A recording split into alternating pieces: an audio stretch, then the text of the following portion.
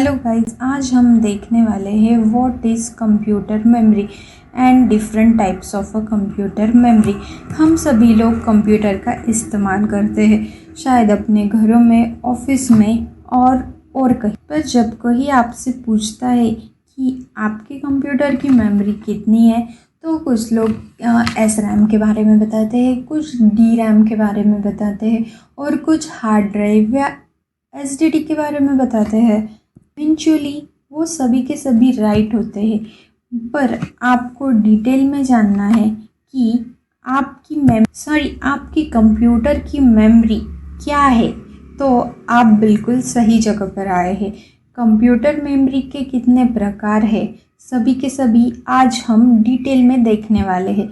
जैसे कि हम इंसानों को कुछ याद रखने के लिए या दूसरों के कार्य करने के लिए मेमोरी की ज़रूरत रहती है, वैसे ही ठीक कंप्यूटर हो या कोई दूसरा डिवाइस, उन्हें भी ऑपरेट करने के लिए मेमोरी की ही ज़रूरत रहती है। So computer memory can work as a human brain. Computer memory में डेटा एंड प्रोग्राम स्टोर रहते हैं जो कि कंप्यूटर को ऑपरेट करते हैं और कंप्यूटर को अलग अलग इंस्ट्रक्शन देते हैं स्पेसिफिक ऑपरेशन परफॉर्म करने के लिए। जो डेटा रहता है कंप्यूटर में, वो परमानेंट बेसिस पे या टेम्पररी बेसिस पे स्टोर रहता है। ये डेटा स्टोर करने के लिए हम different types of devices use करते हैं। इसमें इंटरनल स्टोरेज डिवाइसेस और एक्सटर्नल स्टोरेज डिवाइसेस, ये दोनों ही एज अ कंप्यूटर की मेमोरी आप रेफ़र कर सकते हो। मेमोरी किसी भी कंप्यूटर का बहुत ही इसेंशियल हिस्सा होती है, क्योंकि इसके बिना कंप्यूटर एक सिंपल टास्क भी नहीं कर सकता। सो हम देखते हैं कंप्यूटर मेमोरी के प्रकार। मेनली कंप्यूटर मेमोरी के दो प्रकार होते हैं, primary memory and secondary memory. So let's start with the primary memory. Primary memory जिसे कि हम मेन मेमोरी भी कहते हैं, ये एक वॉलेटाइल प्रकार की मेमोरी होती है। इसमें डेटा लॉस्ट हो जाता है जब पावर को स्विच ऑफ कर दिया जाता है। ये प्राइमरी मेमोरी बहुत फास्टर होती है सेकेंडरी मेमोरी की तुलना में। एक कंप्यूटर बिना प्राइमरी मेमोरी के रन नहीं कर सकता। सो देखते हैं type of a primary memory, that is RAM and ROM. RAM का फुल फॉर्म होता है रैंडम एक्सेस मेमोरी। यह एक हिस्सा होता है कंप्यूटर की मेन मेमोरी का, जिसे सीपीयू से डायरेक्टली एक्सेस किया जा सकता है। रैम का इस्तेमाल डेटा को रीड और राइट करने के लिए किया जाता है, जिसे कि सीपीयू रैंडमली एक्सेस कर सकता है।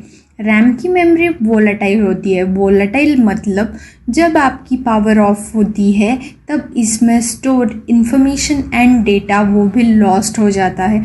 ज़्यादातर डेटा एंड प्रोग्राम जिन्हें कि मॉडिफाई किया जाता है, उन्हें रैम में स्टोर किया जाता है। रैम के भी दो टाइप होते हैं, static RAM and dynamic RAM. Static RAM is a static random access memory. Static RAM much more high performance provide करती है। ये भी एक किस्म की वोलेटाइल मेमोरी होती है। Static RAM frequent fast access के लिए यूज़ की जाती है, पर इसका ड्रॉबैक ये है कि इसकी कैपेसिटी बहुत कम होती है। मतलब इसकी कैपेसिटी सिर्फ एमबी मतलब मेगाबाइट्स में होती है। Next is D RAM, dynamic random access memory. ये high performance and capacity provide करती है एज अ रीजनेबल कॉस्ट। इसकी कैपेसिटी एस रैम से कम होती है, पर इसकी प्राइस भी कम ही होती है। ये भी एक वॉलेटाइल प्रकार की मेमोरी है और लॉन्ग टर्म के लिए हम इसे यूज़ नहीं कर सकते। Next is ROM. रोम मतलब read only memory. So let's start with the ROM. System को ऑपरेट करने के लिए जो इम्पोर्टेंट इंफॉर्मेशन ज़रूरी होती है, उसे रोम में स्टोर किया जाता है। जैसे कि प्रोग्राम कंप्यूटर बूट करने के लिए ज़रूरी होता है, वो रीड ओनली मेमोरी में होता है। ये भी एक वॉलेटाइल प्रकार की ही मेमोरी होती है, पर पावर स्विच ऑफ हो जाने के बाद इसमें का डेटा लॉस्ट नहीं होता है, क्योंकि ये डेटा सिर्फ रीड ओनली पर्पस के लिए होता है। आप इसमें कुछ एडिटिंग नहीं कर सकते। ये एम्बेडेड सिस्टम में इस्तेमाल किया जाता है। इसे कैलकुलेटर और पेरिफेरल डिवाइस में मुख्य रूप से इस्तेमाल किया जाता है।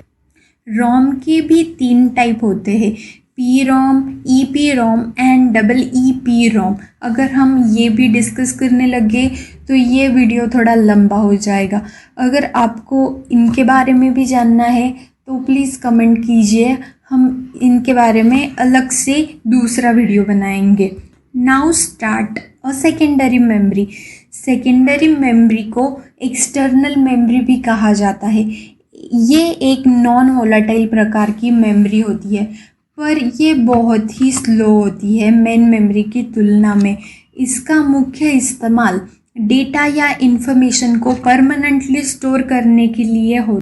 सीपीयू डायरेक्टली इन मेमोरीज को एक्सेस नहीं कर सकते, इसके लिए उन्हें इनपुट आउटपुट रूटिंग का इस्तेमाल करना पड़ता है। सेकेंडरी मेमोरीज के कंटेंट पहले मेन मेमोरी में ट्रांसफ़र किए जाते हैं, फिर बाद में सीपीयू उसे एक्सेस कर सकता है, जैसे कि for example DVD, CD, flash drive, hard drive आदि। विदाउट सेकेंडरी मेमोरी आपका कंप्यूटर चल सकता है। ये प्राइमरी मेमोरी के मुकाबले बहुत स्लोअर होती है। नाउ देखते हैं सेकेंडरी स्टोरेज की different types. First start with a magnetic disk. Magnetic disk एक टाइप का मैकेनिकल स्टोरेज होता है जहाँ पे आपका डेटा स्टोर होता है, जैसे कि हार्ड डिस्क। हार्ड डिस्क में प्लेटर होता है और हेड होता है जो रोटेशनल फॉर्म में घूमता रहता है और उसका हेड उस पर डिजिटल टाइप में लिखता रहता है। ये एक नॉन वोलेटाइल टाइप की मेमोरी है, मतलब आपका डेटा जो सेव है वो पावर ऑफ होने के बाद भी नहीं लॉस होगा। ये हम लॉन्ग टर्म के लिए यूज़ करते हैं, जैसे कि hard disk, floppy disk. Next is flash memory. Flash memory मतलब डेटा, अगर आपको डेटा पीसी और डिजिटल डिवाइस के बीच में ट्रांसफ़र करना है तो उसके लिए हम फ्लैश मेमोरी यूज़ करते हैं। ये भी एक नॉन वोलेटाइल टाइप की मेमोरी है। और फ्लैश मेमोरी ये डबल ई पी रोम का सबसेट है, मतलब आप 1000 ऑफ टाइम्स इरेज कर सकते हो और उस पर फिर से लिख सकते हो। इसके एग्जाम्पल देखें तो चिप में जैसे कि यूएसबी ड्राइव होते हैं, MP3 player, digital camera and get some higher cost, that is SSD. Next is optical disk. You all knows very well. Optical disk provides significantly less performance. इनमें limited number of write cycles होते हैं। Optical disc generally music, video और different types of data store करने के लिए use करते हैं। Optical disc जो रहते हैं वो रीड ओनली, री रिकॉर्डेबल एंड रिकॉर्डेबल फॉर्म में डिज़ाइन किए जाते हैं। रीड ओनली मतलब उस पर आप एडिटिंग नहीं परफॉर्म कर सकते, ये सिर्फ आपको सुनने को या देखने के लिए ही मिलेगा। And in other type you can also edit the data. And जो लास्ट वाला है वो है क्लाउड। क्लाउड मतलब ये एक ऐसी टाइप की मेमोरी होती है जो आप खरीद सकते हैं और या फिर लीज पर ले सकते हैं, मतलब बाय और लीज स्टोरेज कैपेसिटी ये आपके पास फिजिकली प्रेजेंट नहीं रहती है। It's provide you a high performance and capacity. जो आपके पास जो डेटा है उसको आपका डेटा लॉन्ग टर्म यूज़ करने के लिए आप क्लाउड खरीद सकते हैं। क्लाउड में आप बहुत ज़्यादा स्पेस ले सकते हैं, एज डिपेंड्स ऑन यू, आपको किस प्रकार की ज़रूरत है। ये भी एक प्रकार की नॉन वोलेटाइल मेमोरी है। आई होप आप लोगों को मेरा ये कंप्यूटर मेमोरी पर का वीडियो ज़रूर पसंद आया होगा। अगर आपको अच्छा लगा तो please like, share and subscribe my channel. Okay, good day.